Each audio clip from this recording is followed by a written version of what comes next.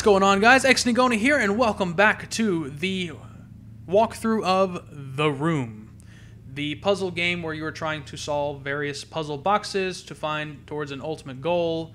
I won't reveal why. I won't give away the story in case people are playing this, but this is just to kind of help people along that happen to get stuck.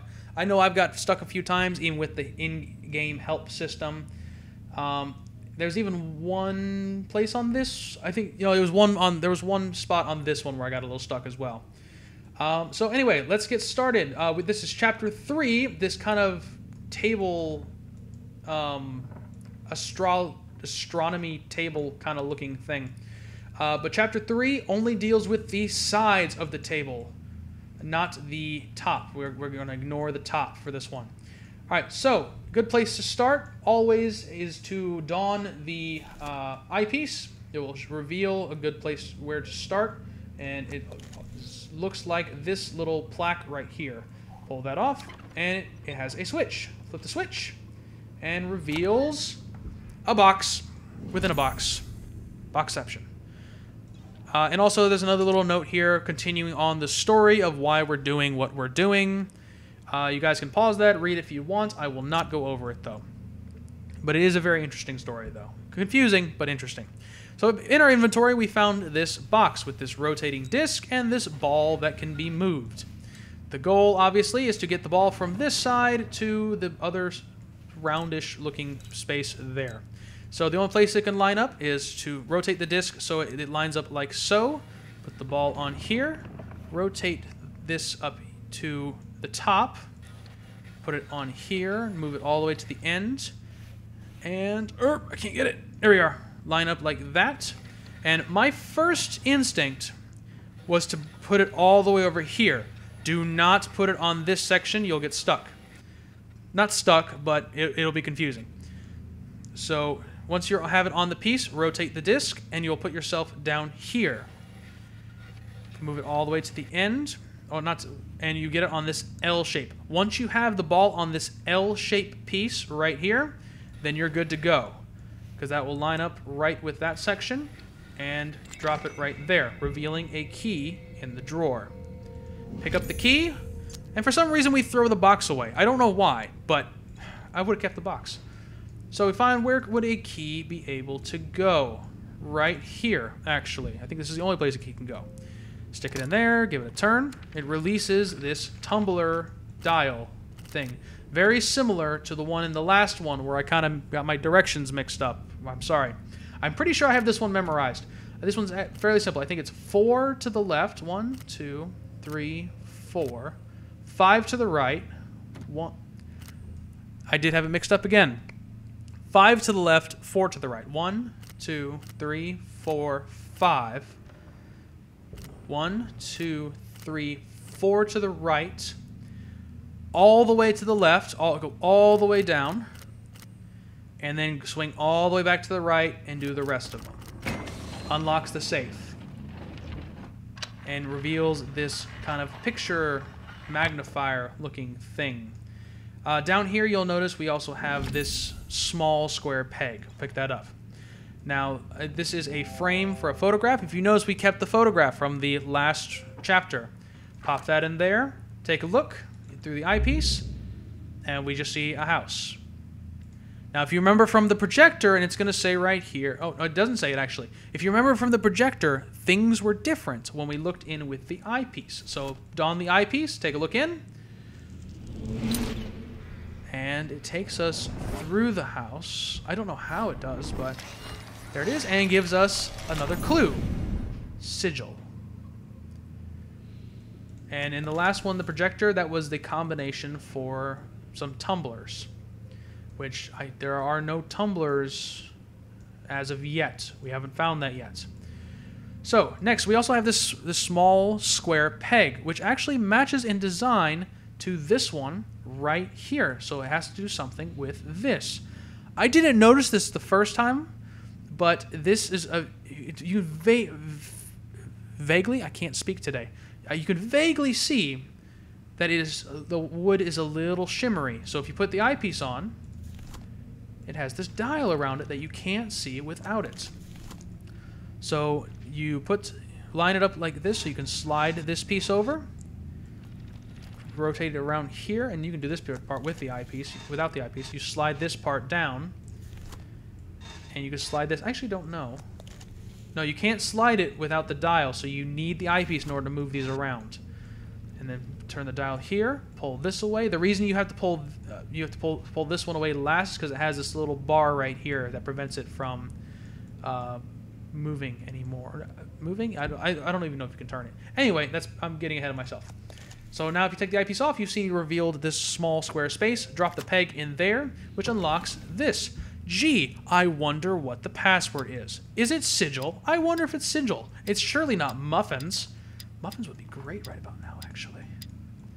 Anyway, sigil. And you don't have to...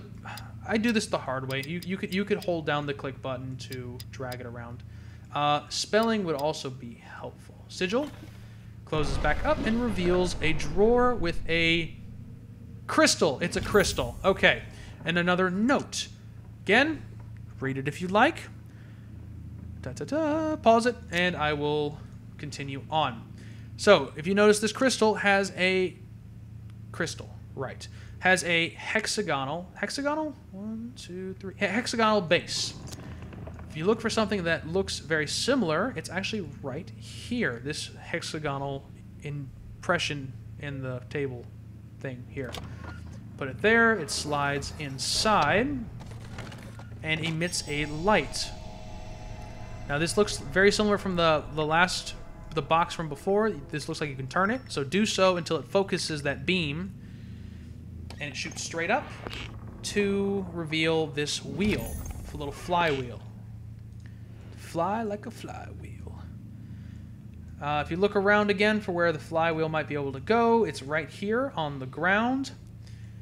And put it in, it'll start spinning, and the handles will pop up. Pull this like a drawer, and inside is this some sort of device for reflecting light. We just unlocked a light, but before you move away from this drawer, I missed this, and it took me a while to figure it out. There's a button right here. Click this, and reveals a piece of that globe, a hexagonal piece of the globe. I missed that the first time, so please don't miss that. You'll be finding it for a while if you don't have the hints turned on. So anyway, we have this reflecting light. Let's put it in here, and it shines it down here and upwards into the side here, and reveals these two buttons and this gauge.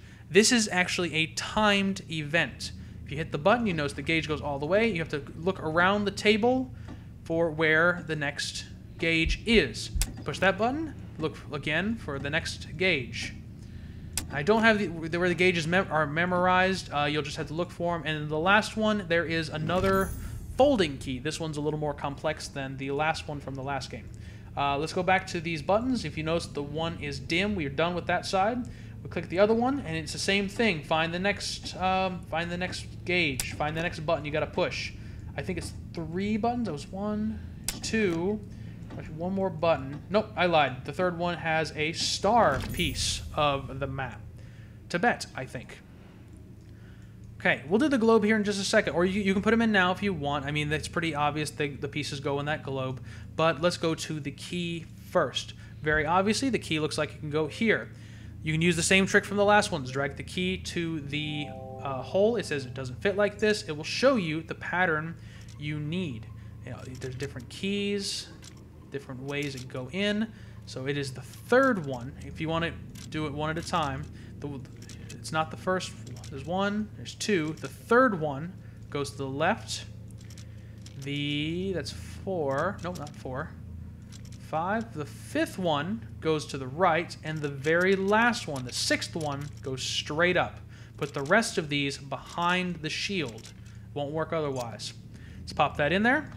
It fits, pulls it apart, and there is a small reflecting device, which can fit on this device that we've already selected. Goes down here, opens up this chamber, which looks like there's nothing in it, and there are these things that we can move on the side. What happens when we can't figure something, when something looks like nothing? Put on the magnifying glass, the lens, the steampunkish lens. And these are mirrors reflecting this laser back. And you want to try to get it into, I don't know if you can see with the lens. You want to try to get into this mirror right here. That's where you're trying to reflect it. So with the bottom one, reflect it off the left side. With the mirror right here, you want to reflect it off the top. And with the one on top, reflect it off of the one on the right. We'll go into there. This will close back up. And the beam will continue on its way through and up the table and revealing of that piece, but also, how cool is that, guys? I saw that, I was awestruck the first time I saw that. And I just kind of stared at it for a few minutes just because of how beautiful it was. Anyway, so now we have 3 pieces of this globe here. Let's go ahead and fit them in. So that can go there. Spins around this panel. You can spin this globe as well. There are 4 pieces missing from it. We'll put the star in next, revealing another panel. And there's a hexagonal piece right there, turning that, and also revealing a crank. Now there's one place, the crank will fit right with this circle right here. Put the crank in there, spin it around. That opens up to a blank wooden panel. Interesting, except it's also shiny. Put the eyepiece on and it reveals this lovely market square. I know I'm making a walkthrough for this, but I just now realized something. This building in the background is the exact same shape of the last box. I did not notice that until just this moment. That's kind of cool. Anyway, so you're looking at this scene. You can spin around this little platform in the middle, and guess what shape you need to try to make. If you guessed the one you've been making so far, then you are correct. Except I seem to be incapable of making shapes. There we go. That shape right there. That's what you're trying to make. Line it up so it makes the shape. And it reveals this box here as it closes back up with the crank. So you take a closer look at this box. You look at the bottom. Notice that you can line these up like so. The top pops open to make a star. One panel over where we put the key in, there's a small indentation right here. You can put the box in there, which will reveal a telescope, another telescope, which points in a very particular way. Take a look in. No need for the eyepiece for this one, guys. And it shows you this cross shape on a grid, on a 4x4 grid. You may have seen this part already, but there's a small 4x4 grid with stars on it. And you can push them like a combination. Make that cross shape. It will open up this piece, revealing the final piece to the map, to the globe, and also another note. Read again if you would like. I will not stop to read it. So there we go. Okay. Go back to the globe, spin it around, find that last piece, slap it in there, revealing the last part right there, and a lever. Pull the lever, and the table will expand outwards. Very neatly, might I add. This is such a cool game. Mechanically impossible, I bet. But anyway, that's the end of Chapter 3. Looks like I'm hitting 15 minutes. Took a little longer than I expected to do.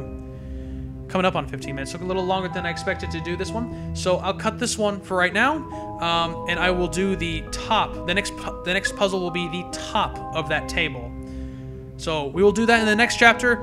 If you'd like to try to tackle that one on your own, go for it. But I will cover that in the next video. So anyway, thanks for watching. I'll see you guys in the next video.